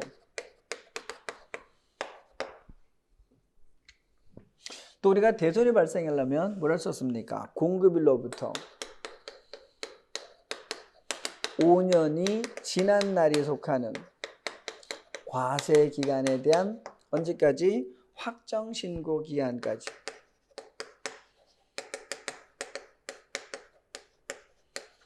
뭐 돼야 되는 겁니까? 이제 확정이 돼야 되는 거죠. 그래서 5년이 지난 날에 속하는 과세 기간에 대한 확정 신고. 여기서 5년이 얼마로 바뀐 거야? 여기 10년으로 바뀐 거죠. 그죠? 그리고 우린 모르잖아. 니들이 와서 뭐 해야 돼? 신청해야 돼. 그래야 대손을 해주는 거죠. 그렇죠? 자, 그런데 우리 법정 대손사는 크게 두 가지가 하나는요, 신고 조정 사항, 또 하나는요, 결산 조정 사항이 있는데, 그래서 우리가 그 귀속 시기가 언제가 됩니까? 그러면 요건 언제가 됩니까? 그러면 요거는 신고 조정 사항은요, 사유 발생일. 요거는요, 사유가 발생해서 and 손금으로 뭐 한 겁니까? 계상한 날. 이때 귀속 시기가 되는 거죠. 그래서 신고납부 조세의 가장 대표적인 게 뭐가 있냐면 요거 소멸시효 완성으로 인한 대손. 이거 가장 대표적인 거죠. 그죠? 두 번째는 뭡니까? 법정 소멸. 그 법이 첫 번째가 뭐라고요? 채무자 회생 및 파산에 관한 법률. 두 번째는 뭐라고요? 이 민사집행법에 따른 경매가 취소된 뭐라고요? 압류채권 이런 것들이죠. 자, 이게 가장 대표적인 바로 요거죠. 법정 소멸 채권. 그죠? 채무적인 파산형 법률, 그 다음에 민사집행법이냐 압류가 취소된 경매가 취소된 압류채권 이거죠. 그리고 요 서민금융지원에 관한 법에 따라 요 면책으로 확정. 서민금융지원. 우리가 서민금융지원이라고 표현하는데요. 뭐 많잖아요, 그죠? 사채 때문에 허덕이는 이런 사람들한테 우리 뭐 해주는 겁니까? 채권 면책해주죠. 이런 것도. 그래서 채무자 회생에 관한 법률, 민사집행법, 서민금융지원에 관한 법률 이런 법에 따라서 손금에 인정되는 것들은 사유 발생이라 손금 산입하는 것이고 그 외 뭐 부도원, 부도수표 이런 것들은 다 뭐라고요? 요거죠. 손금 계상이 되죠. 그래서 그것의 대표를 우리가 기억하면 뭐냐면 요걸 했었죠. 자, 뭐가 있었냐면 부도원 부도수표를 잊지 말아야 했었죠. 부도원 부도수표 6월 이상 경고, 부도 6월이 경고한 부도원 부도수표인데, 자, 요 외상 매출 보면 반드시 뭐라고요? 중소기업에 한하고, 자, 부도 발생 이전의 것에 한한다 그랬죠. 그렇지만 부도원 부도수표는 대기업과도 상관없다 그랬습니다. 물론 저당권 설정되면 아무것도 안 되는 겁니다. 그죠? 그리고 자, 회수기를 6월 이상 경고한 소액채권, 30만 원 이하의 소액채권이죠. 그죠? 30만 원 이하의 소액채권. 소액채권이 따질 때는 어떻게 된다? 채무자별 합계액으로 따진다 그랬습니다.